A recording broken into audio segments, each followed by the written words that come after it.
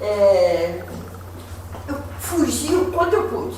O Roberto me mandava mensagem, eu não posso, mando um aluno. Na verdade, a Vera só esqueceu de falar que eu sou muito tímida. Então eu gosto muito mesmo de ficar nos bastidores, essa parte de aparecer, tanto que eu recebi um e-mail lá da entrevista, também já passei batido assim, né? Mas eu quero dizer que é um prazer muito grande, é um grupo que tem me dado muita força, então o Adapta fez um diferencial muito grande no meu laboratório. Então eu me lembro a primeira vez que eu fui apresentar no Adapta 1, nós fomos falar dos elementos transponíveis. E aí todo mundo ficou interessado nos RECs e tal. E quando foi em maio, eu não pude estar no workshop, aí eu pedi para um aluno apresentar e ele apresentou exatamente os elementos transponíveis. E aí eu falei, meu Deus, o que eu precisava mandar um título de uma palestra, né, de alguma coisa que eu viesse falar com vocês.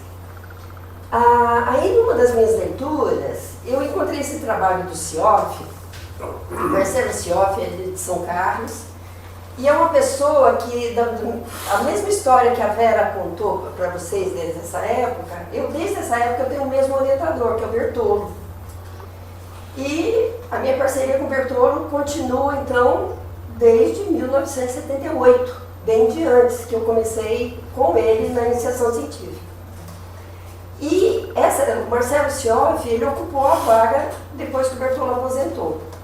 Então, como a gente tem várias parcerias e a gente continua trabalhando muito junto, eu gostei muito desse trabalho. Ele é um trabalho de 2018. Então, se vocês... Eu vou passar o título do trabalho, mas, resumindo aqui, são as abordagens citogenéticas convencionais. Então, a citogenética a gente tem usado muito como ferramenta. Então, eu me lembro muito que a Vera trabalhava com as enzimas, eu trabalhava com cariótipo, e o Ailton trabalhava também com isoenzimas. A área dele simplesmente morreu. Ele saiu do INPA, aposentou, não se fala mais muito, pelo menos você está trabalhando ainda com um pouco das isoenzimas. A gente parou, Veriana, agora. Mas aquela dos bordadinhos ali, né? Nós vamos começar a trabalhar com proteína como um anticorpo, então praticamente a mesma coisa. Então, na época, eu me lembro que teve alguém na banca de uma dos meus alunos e disse, eu me admiro de você estar apresentando um doutorado nessa área, não, foi do mestrado da Cláudia, porque essa área já está morta, a citogenética. Foi nessa época que o Adalberto nos convidou para trabalhar no Adapta. E foi quando nós conseguimos montar a parte de hibridização in situ, ganhamos um microscópio e montamos a citogenética molecular. Mas, para eu chegar na citogenética molecular, se eu não tiver uma boa preparação cromossômica, eu não tenho uma citogenética molecular. Então eu optei, vocês conseguiram dar uma olhadinha nesse trabalho? Eu só trouxe, porque a dona Raimunda pediu para eu mandar, né? Só para vocês terem uma ideia. Então, ao invés de eu falar dos exemplos que ele falou, que é das traíras e dos astianos, eu vou mostrar a mesma coisa que ele mostrou aqui, mas com exemplos nossos. Então, basicamente foi nesse trabalho, né, que é do Sioff, o Peter Rabi, que é da República Tcheca, que está com parceria muito grande. Então, essa minha parceria com o Marcelo está me expandindo muito para fora também. Então, o Patrick foi para a Austrália, com o Tarek, que também é do grupo. Eu tenho uma proposta para ir para a Alemanha, então essa parceria, tudo na citogenética. Bom, todo mundo sabe que os peixes é um grupo muito rico em espécies, né? Então hoje nós temos cerca de 34 mil espécies válidas, sendo que 19 mil de água doce. E 50% dessa nós temos na região neotropical. Então, para a região amazônica, eu acho que vocês têm acompanhado muito isso, nós encontramos uma das mais diversas ictiofauna, né? Tanto na forma, cor, comportamento.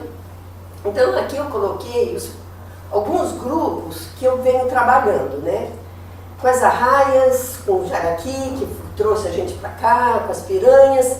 Então a variedade é muito grande. E a citogenética, essa diversidade vai implicar em vários desafios, tanto taxonômicos como filogenéticos, né? Então, a gente percebe, todo mundo já ouviu falar em espécies crípticas, e a citogenética tem permitido a gente evidenciar muitas espécies crípticas.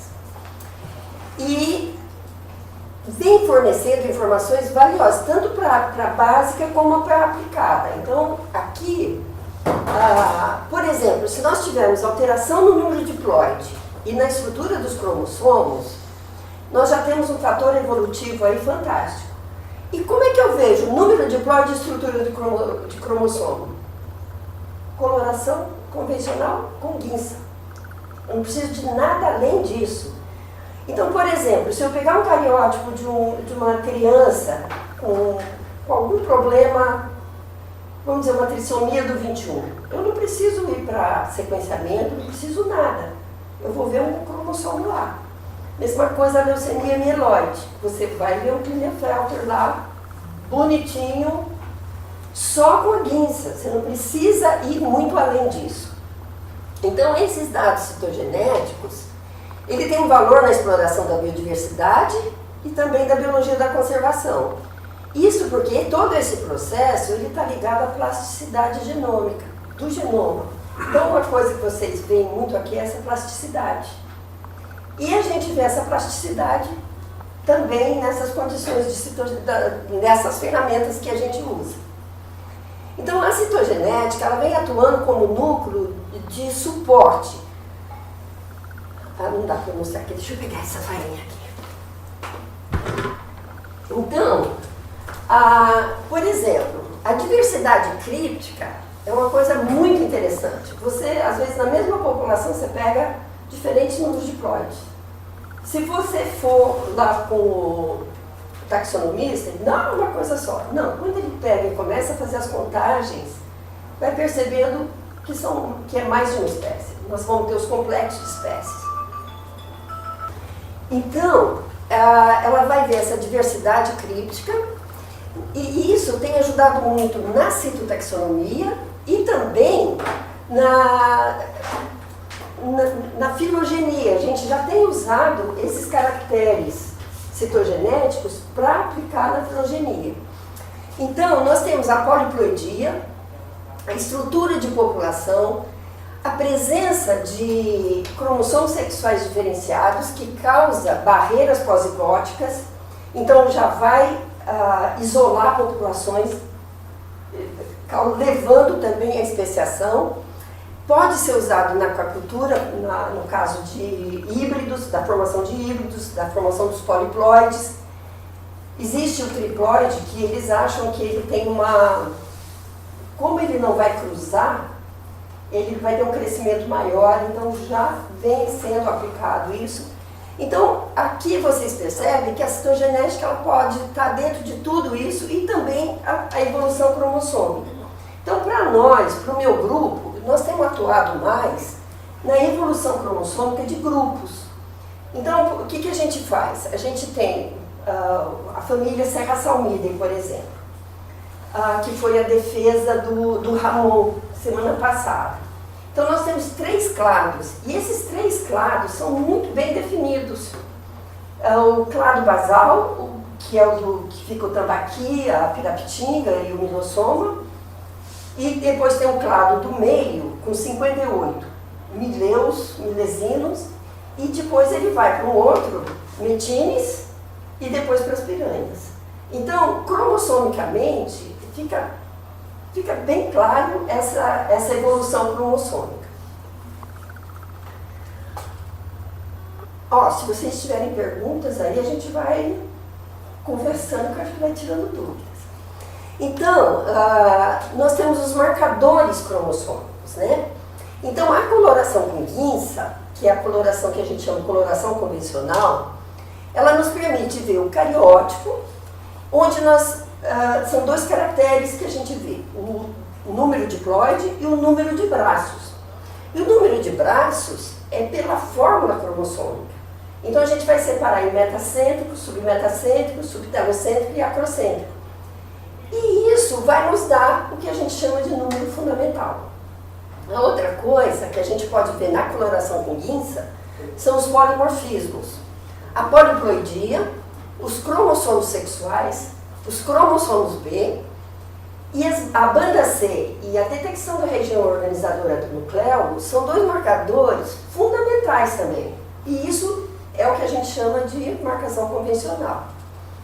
E os moleculares, onde a gente usa a hibridização in situ por fluorescência, aí a gente já vai marcar o 18S, o 5S, telômero, os elementos transponíveis, que vai ser detectado por essa técnica de Fisch, que eu não vou falar para vocês aqui hoje. Depois para frente eu posso convidar um aluno para outra palestra. E isso permite a gente mapear sequências repetitivas. Então, para a gente mapear as sequências únicas, é difícil, porque nem sempre a gente consegue detectar sequências simples. Mas o 18S, o 5, telômero e os transponíveis são sequências repetitivas de grande interesse e já respondem várias perguntas.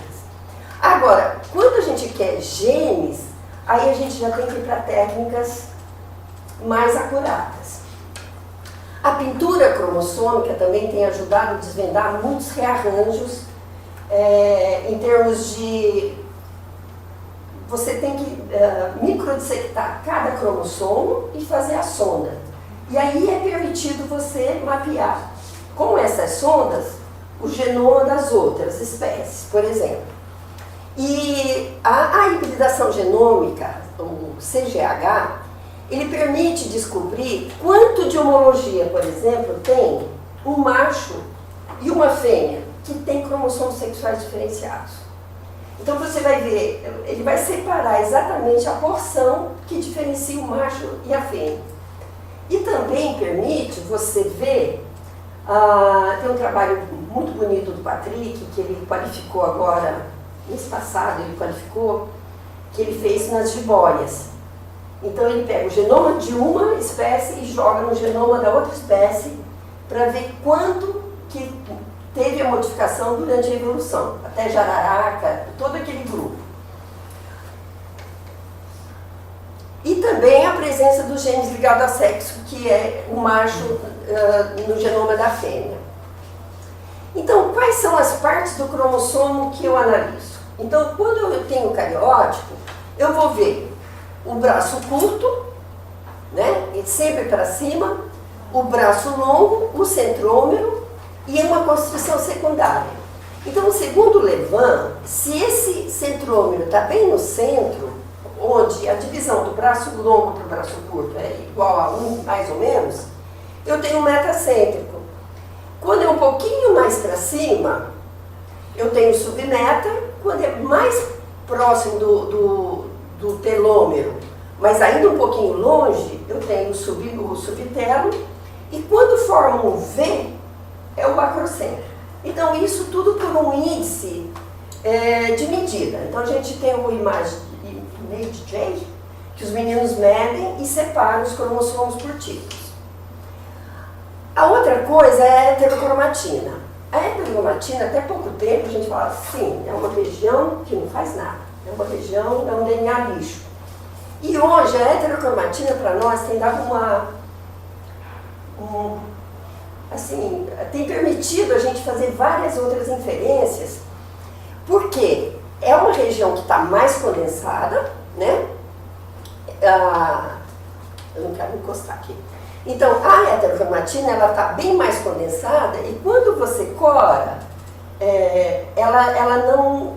você faz um tratamento com hidróxido de bário, mas ela não se desmancha, então ela vai ficar mais corada. Então você vai poder separar a eucromatina da heterocromatina constitutiva. Então olha nesse exemplo aqui, essa foi uma defesa agora em junho, pelo Badipim, inclusive, com sigla. Então a dissertação da Janice foi comparar as espécies de tucunaré e de possíveis híbridos. E a espécie Cyclamonóculos é a que tem maior distribuição pela Amazônia. Então nós conseguimos pegar o Cyclamonóculos em Balbina nós pegamos no Catalão e Anavilhanas, né, no Rio Negro, nós conseguimos de Santarém, então de 4 locais. Quando nós fizemos a banda C, vocês conseguem visualizar que cada cariótipo desse tem um padrão diferente de banda? Então, por exemplo, olha isso daqui. Toda essa intersticial, nessa daqui já está aqui, ó. Aqui já não está mais intersticial, aqui está no telômero. Então, isso, e não tem variação, é cicla monóculos. O Efren, que é especialista nos ciclídeos, né, ele falou, não, é monóculos. Aí quando ele olhou para esse daqui, era um jovem de Santarém, ele falou, não, isso pode ser outra espécie. Depois ele examinou direitinho e viu que era uma outra, que era monóculos mesmo, mais jovem. Então, o que isso está nos dizendo? Que o ciclo monóculos, embora ele tenha uma grande distribuição, em algum momento ele já começou a se diferenciar. Ele tem já um padrão de banda C, que pode ser só uma epigenético, né, por conta da água, mas se a gente for ver, no Lago Catalão nós temos água misturada. Em Anavilhanas, água preta, Guatumã, preta, e Tapajós, água clara. Será que essa diferença não é por conta dessas águas? Mas não era o objetivo do mestrado da Janice. Nós fizemos isso com outras espécies e a gente percebeu que tem diferença. Então isso já seria uma continuidade para o doutorado da Janice. Então isso, essas respostas, a heterocromatina já traz para a gente, que é um marcador bem convencional. Quando a gente fala na região organizadora do nucleolo, ela nos dá também várias respostas, porque ela pode estar em apenas um par, como nós estamos vendo aqui nessa espécie de simbrancos lampreia. Então, olha só, aqui nós temos prata, a região organizadora do nucleolo corada com nitrato de prata. Aqui nós temos uma região com banda C, e aqui é o 18S. O 18S, normalmente, ele confirma a região organizadora do nucleolo. Mas se vocês perceberem, esse bloco de heterocromatina, ele não está numa posição terminal. Ele está numa posição subterminal. Ele está ladeando, ou... cadê a palavra? Assim, ele não está junto, no mesmo local, mas ele está próximo. Então, essa posição desse bloco de heterocromatina, ele pode fazer com que haja uma quebra aí. E aí, o que vai acontecer? A gente pode, já no momento de especiação, no momento de modificação, aquela heterocromatina que estava ladeando a região organizadora do nucleolo, pode levar à formação de ROM múltipla já numa outra espécie. Ou seja, levando à especiação por conta de uma modificação. Então aqui, olha, eu tenho a impregnação com nitrato de prata, aqui, e ó, confirmando com o 18S. E a gente sabe, é sabido já de vários outros trabalhos, que a heterocromatina, a região de heterocromatina, é um ponto quente para rearranjo. Então a gente acredita que ela tenha contribuído nisso. Ups. E olha aqui, nessa outra espécie, tudo sem brancos, coletado tudo no Catalão. Essas espécies estão todo mundo junto. Então você viu que a madeira tem uma SP1 e tem a lampreia. E era tudo assim, brancos marmorados. Então aí já aconteceu essa especiação ali no Catalão. A gente pega junto essas 3 espécies. Isso daqui, nessa espécie, nós encontramos indivíduo que tem apenas um par, indivíduo, um cromossomo marcado, nós encontramos indivíduo que tem um par, indivíduo que tem 3 cromossomos marcados em pares diferentes, aqui com 3 cromossomos, um par mais um. Então, isso tudo a gente chama um polimorfismo de região organizadora do nucleolo. Isso numa espécie, ó, 1, 2, 549 em 11 indivíduos coletados no galáctico catalão. E é um marcador, eu estou mostrando que a Fisch confirmou que a gente encontrou com a região organizadora do nucleolo. Então, o nitrato de prata somente já permitiu que a gente chegasse a essa conclusão. Então, a partir do cariótipo, nós podemos individualizar as espécies e detectar essas alterações cromossômicas, tanto intra como interpopulacionais. E é exatamente o que a gente chama de mutação. E essas mutações, se elas forem neutras ou vantajosas, elas vão causar variabilidade. E se forem desvantajosas, automaticamente elas são eliminadas, né? Olha um exemplo de polimorfismo. Apaga um pouquinho essa luz, por favor. Essa é uma espécie que foi coletada numa redada só no Rio Purus. É classificado como Bunocéphalus caracoideus, essa é da tese da Milena, e ela encontrou toda essa variabilidade. Se vocês perceberem, aqui você vai encontrar 2 pares, aqui 3 cromossomos, aqui 2 cromossomos, por grupo, tá vendo? Mas o número diploide, aqui seria 40, 41, 42, 43, 44. Então, toda essa variabilidade foi encontrada também no 18S, aqui em vermelho. O 18S, então você vai ter, ó, um par, um cromossomo e mais de um par. E o 5S com toda essa variabilidade. Então, isso nada mais é, e não muda nada daqui, tá vendo? A gente não conseguiu um padrão.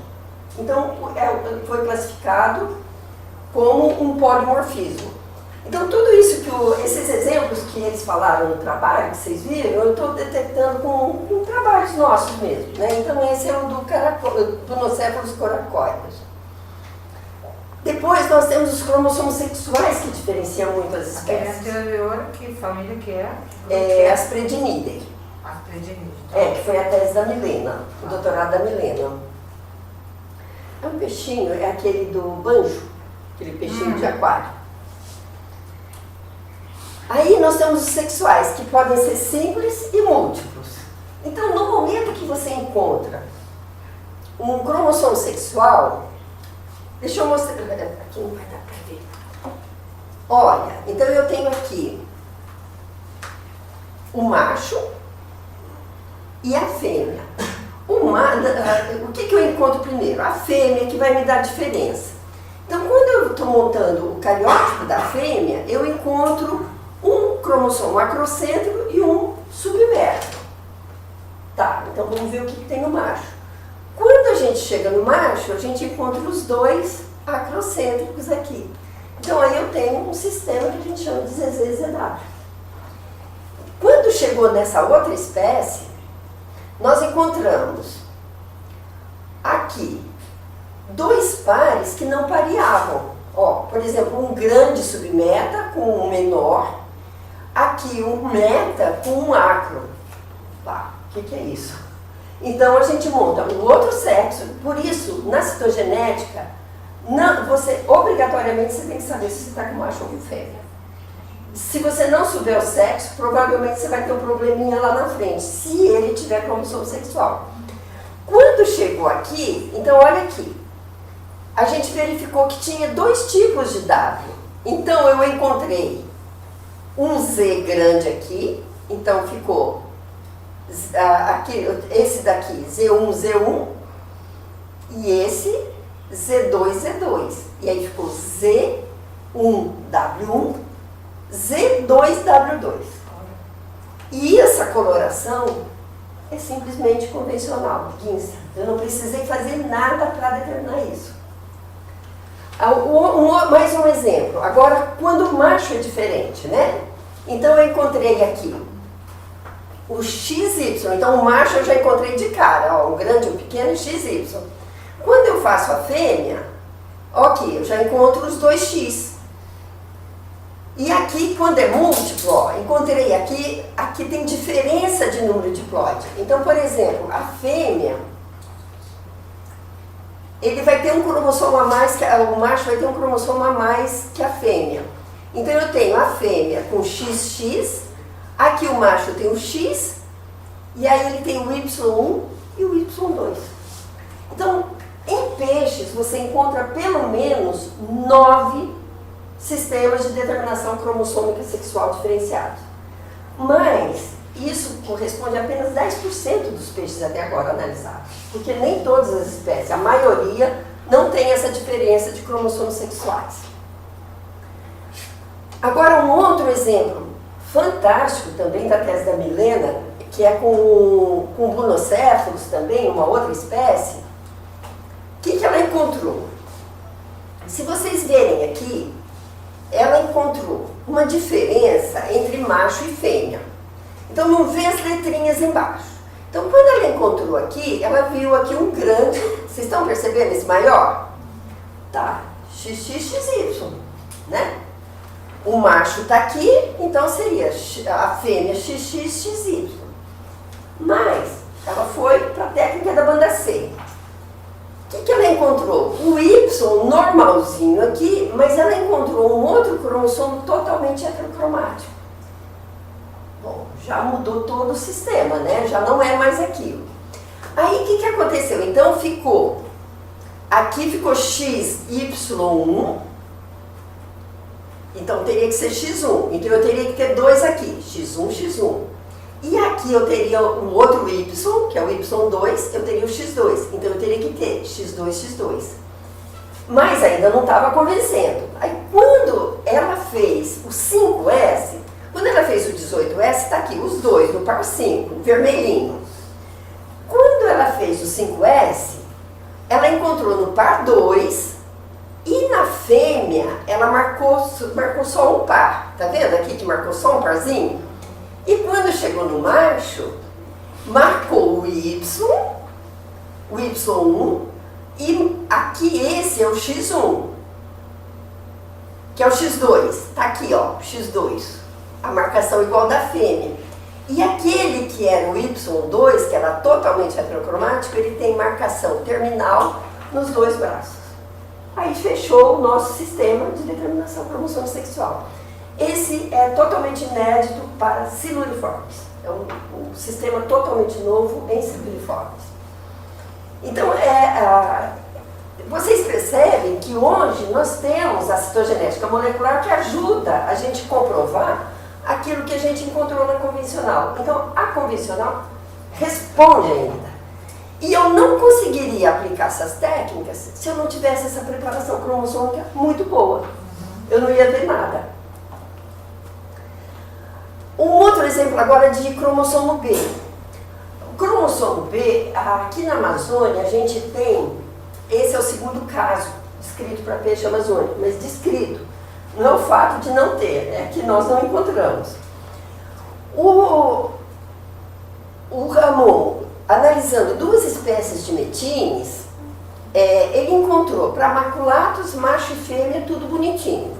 Quando ele analisou o Lipcotianus, aparecia um cromossomo a mais, que a princípio, e interessante que ela aparece só nas fêmeas, a princípio nós pensamos que seria um XXXY, mas não tem nenhum caso de cromossomo sexual na família serrasalmida inteirinha.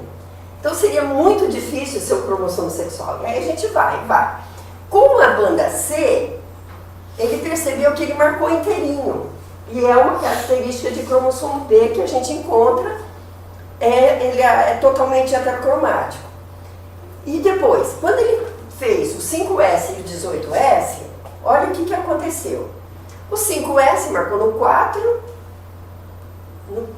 no 4 e no 30 para uma espécie e na outra espécie só no 31. Mas esse é o mesmo par, é o primeiro subtelo.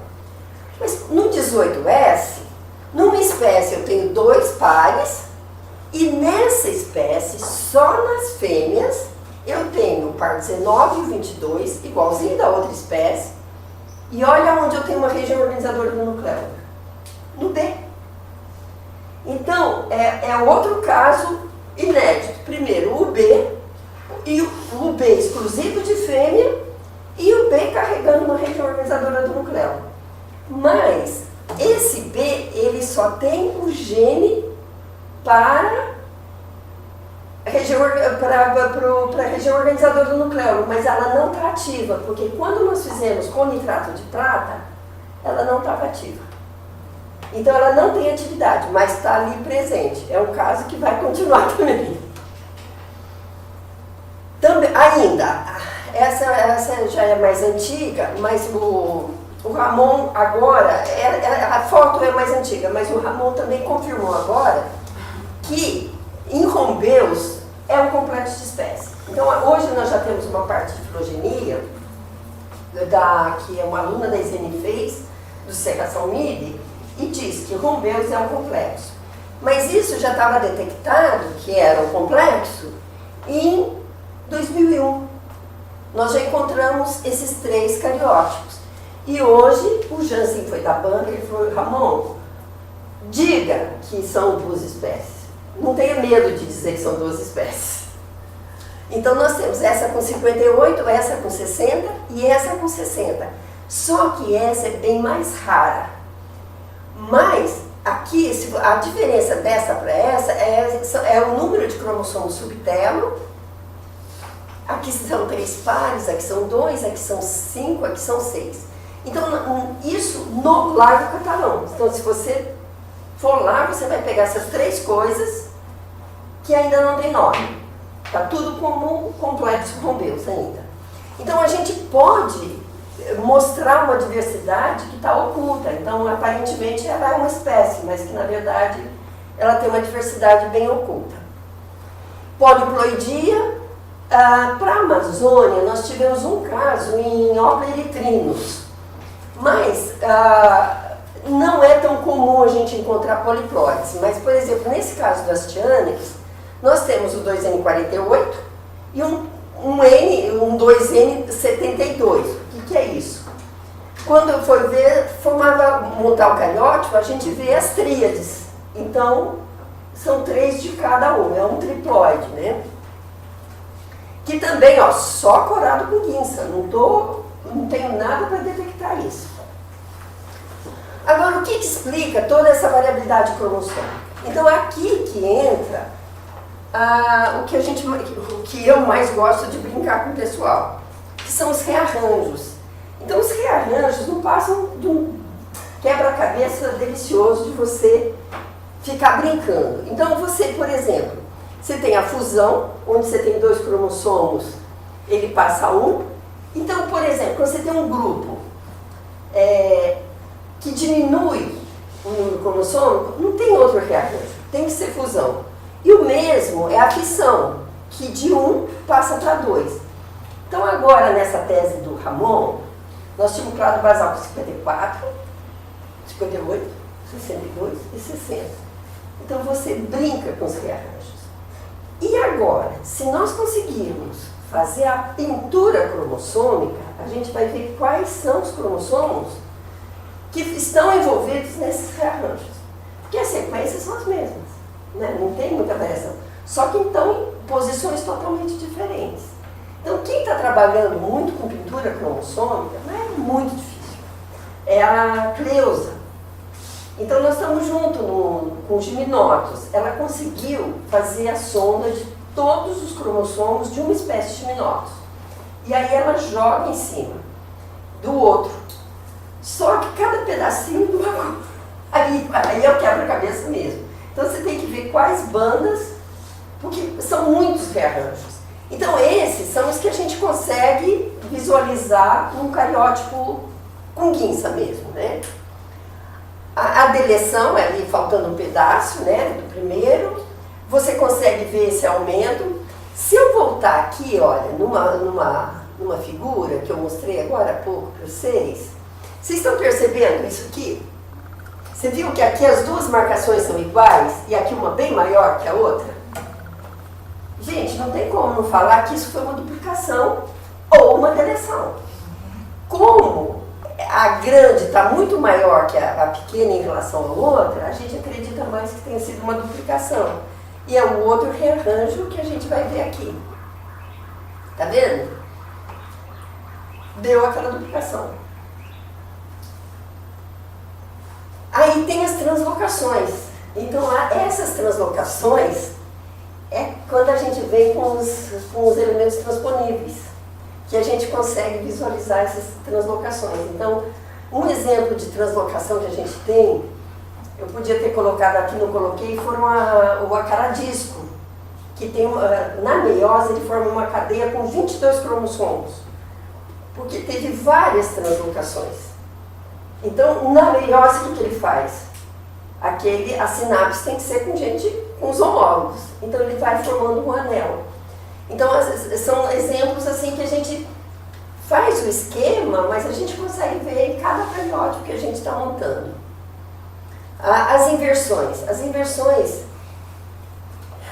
depois de separar esse trabalho, eu pensei num outro trabalho só para falar de inversões, mas ia ficar um pouco monótono.